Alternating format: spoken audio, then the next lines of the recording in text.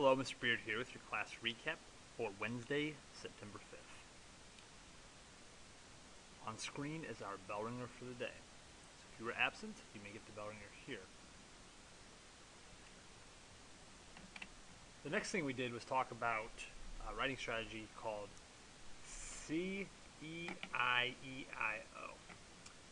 What that allows you to do as a writer is take any prompt topic and change that prompt into your topic sentence or your thesis statement, supply evidence to back up what you're saying, interpret that evidence for the reader,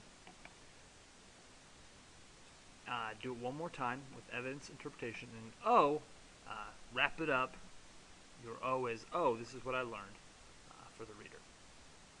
We then gave the example of Goldilocks, and the question was, is Goldilocks a criminal? Students needed to change that prompt into a topic sentence by saying, yes, Goldilocks is a criminal. Evidence, she entered their home illegally. Interpret that evidence. Breaking and entering or trespassing is a crime, which makes her a criminal. Another piece of evidence, she sat on one of their chairs and broke that chair. Interpret that evidence. That is vandalism or destruction of property.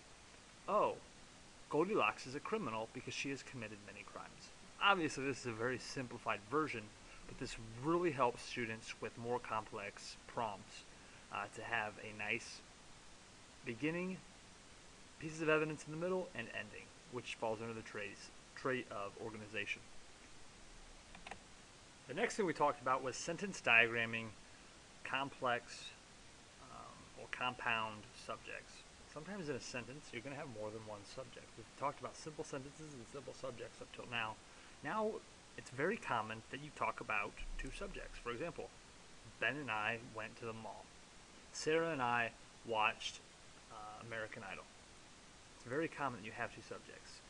So, in this example sentence, Odysseus and Athena went down the street.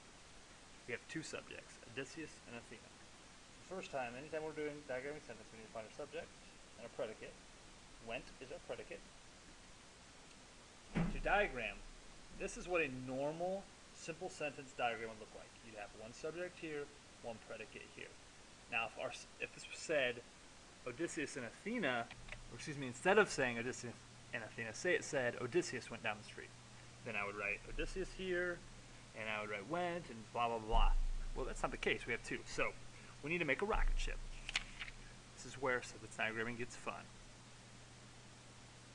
So I'm going to make a little rocket ship to house my complex or compound subject. I'm going to put Odysseus on this top one, Athena on the second rung here. And what is connecting them? Well, it's a coordinating conjunction. And is connecting them. So I'm actually going to draw out and show it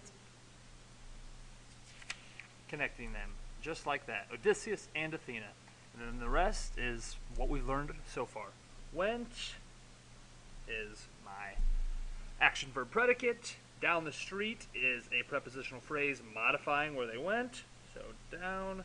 Street is the subject of my preposition, and the is an article adjective modifying street. So it goes right there like so. So you got a cool little rocket ship. But we say rocket ship because look, it's like the engine here thrusting it forward. Imagine flames shooting out of that. And that's all you've got to do to diagram a compound subject. All right, because it was a short Wednesday, the last thing we had on our list was 3D vocabulary for the Odyssey Book 10. There's 3 steps. There's the 3 Ds in the 3D vocabulary. The first step is to define the word. Now, a lot of old school teachers would have you just write out the definition. Well, research shows that doesn't really work. So what we're going to do is, we're going to give the definition. You're going to have to take the step of getting out that dictionary, looking it up, putting in that footwork. And so beguile, we know, means to trick. I have looked it up. So beguile means to trick, so I'm going to write that for the definition. To trick. That is our definition. I'd actually prefer if you wrote it out, but I'm just kind of cramming it in here. The next D is demonstrate. So demonstrate means you use that word in the correct context. You own that word. You have to come up with a sentence where that word would be used. So it means to trick. So if I'm going to beguile someone, to trick or fool, say Odysseus beguiled Polyphemus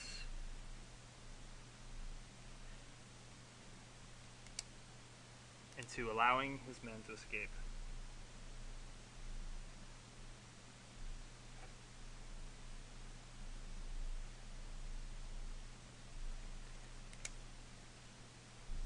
So I have demonstrated, I've used it in a sentence. The third D is to display, meaning you have to draw a picture that represents that word. Now, students sometimes panic when they hear that you have to draw because some students can't draw. Don't worry, I can't draw either. You can see my handwriting is awful, so you can only imagine my drawing is even worse. What I'm looking for is the correct context, you interacting with that word in a creative way. I can give you a very basic example for beguile. I may draw someone beguiling someone. For example, let's keep it within the Odyssey. I may draw a stick figure. Let's pretend this stick figure looks just like Odysseus. Like I said, I can't draw. And I'm going to draw a little speech bubble. My little person, my little Odysseus. I even go ahead and tag him so people know he's Odysseus. Okay, and then I'm going to have my little stick figure beguiling someone.